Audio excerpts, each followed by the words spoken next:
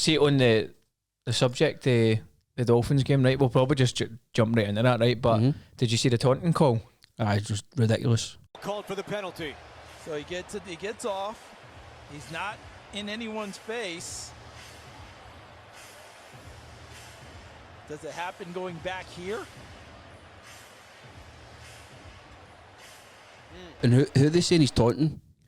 Is it Josh Allen by any chance? Aye, but Is that who they said it was? I'm sure it is, because but then they're saying that he doesn't even speak to Josh Allen whilst doing it. He does like the crawl thing that they do.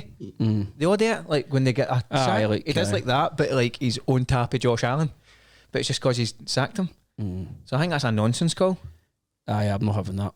But Josh Allen's a wee bitch in it, isn't he? He's these last couple of games, he's been like that one, even at the weekend. He's a grass. He was like, the guy didn't even hit his helmet.